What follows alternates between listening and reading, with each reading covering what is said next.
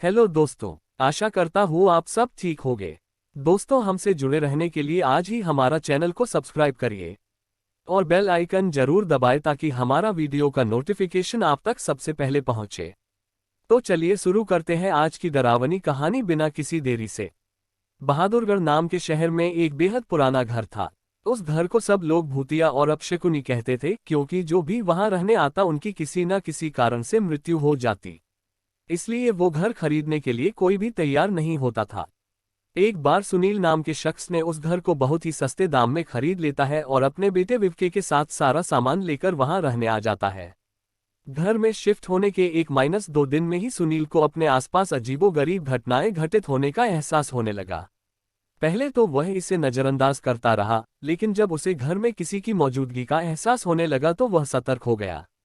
एक दिन विवके दौड़ता हुआ सुनील के पास आया और कहने लगा कि वॉशरूम में पानी अचानक बंद हो गया और उसने वहां सफेद कपड़े में एक औरत को देखा। इतना कहते कहते विवके अचानक चुप हो गया और सुनील की ओर उंगली दिखाते हुए कहने लगा, पापा, वो औरत आपके पीछे खड़ी है। इतना कहकर विवके ने डर से चीखने लगा। सुनील विवके को गोद में उठाकर उसी वक्त घर से बाहर निकल गया। विवके बहुत सहम गया था, तो उसका डर भगाने के लिए सुनील ने उसके लिए एक कुत्ता खरीदा और उसे साथ लेकर तीनों घर वापस आ गए। एक रात बहुत तेज बरसात में जब अचानक घर की बिजली चली गई, सुनील ने घर से झांक कर देखा तो आसपास के सभी घरों में बिजली थी सिवाय उनके घर के। तो उसे लगा कि जरूर पावर सप्लाई में कुछ गड़बड़ी हुई होगी। इतने में सुनील को विवके के जोर से चिल्लाने की आवाज आती है। सुनील दौड़ता हुआ टॉर्च लेकर उसके पास जाता है। विवके को दोबारा से घर में वह औरत दिखाई देती है। विवके को सहमा देखकर सुनील उसे अपने साथ बिजली ठीक करने के लिए पावर हाउस ले जाता है। उनका कुत्ता भी यहाँ वहां देखते हुए जोर जोर से भौंकने लगता है। सुनील को आभास होता है कि कोई उनके पीछे पीछे आ रहा है। पावर हाउस का दरवाजा खोलते ही सुनील को सामने एक लाश दिखाई देती है। लाश देखकर विवके भी डर के मारे चिल्लाने लगता है। सुनील अपने बेटे को लेकर तुरंत दरवाजा खोलकर घर से बाहर भागने की कोशिश करने लगता है। घर से बाहर निकलते हुए अचानक सुनील का पांव दरवाजे के पास बनी लकड़ियों की सीढ़ियों में फंस जाता और बहुत कोशिश करने पर भी वह पांव बाहर नहीं निकाल पाता।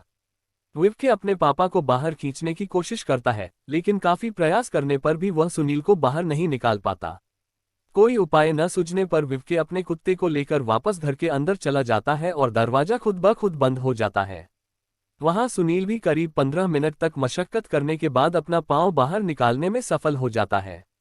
सुनील दौड़ता हुआ घर के अंदर जाता है और चारों ओर विवके की तलाश करता है, लेकिन उसे न तो विवके और न ही कुत्ते का कुछ पता चल पाता है।